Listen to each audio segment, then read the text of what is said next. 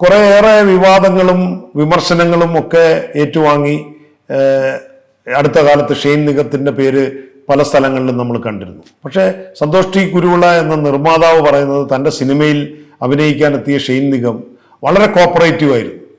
അതുപോലെ തന്നെ ഈ നടൻ്റെ ആക്ഷൻ രംഗങ്ങൾ അസാമാന്യമായ മെയ്വഴക്കത്തോടെയും ചടുലതയോടുമാണ് ഈ ഷെയ്ൻ്റെ ആക്ഷൻ രംഗങ്ങൾ.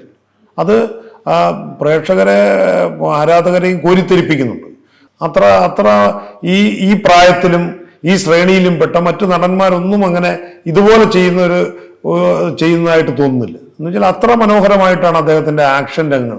അതുപോലെ തന്നെ ആ ഒരു ഫേമസ് ആയിട്ടുള്ള ഒരു പാട്ട്, അപ്പോൾ അതിൻ്റെ ആ നൃത്തരംഗങ്ങളും അതൊക്കെ ആ നൃത്തവും ആക്ഷനും അതുപോലെ തന്നെ അഭിനയവും വളരെ ഭംഗിയായിട്ട് ഈ യുവനടനിൽ സമന്വയിക്കുന്നു.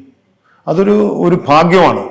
അതീവ സുന്ദരനായ ഈ ഷെയ്ൻ നിഗം എന്നാൽ ഒരു ആസുരഭാവത്തിൽ ചില സമയത്ത് ആസുരഭാവത്തിൽ വരുന്നു.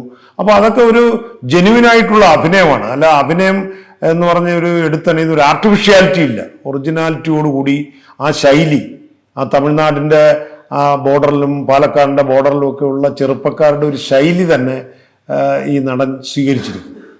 ചില രംഗങ്ങളിൽ വളരെ തീവ്രമായ രംഗങ്ങളിൽ ടുവേർഡ്സ് ദ ക്യാമറ അദ്ദേഹത്തിൻ്റെ പെർഫോമൻസ് ആ കരയുകയും ഒക്കെ ചെയ്യുന്ന അത്ര നാച്ചുറലായിട്ടാണ്. അത് തിയേറ്ററിലൊക്കെ ഒരു വല്ലാത്ത ഒരു ആ രംഗങ്ങൾ വല്ലാത്ത മുഹൂർത്തങ്ങൾ സൃഷ്ടിച്ചിരിക്കും.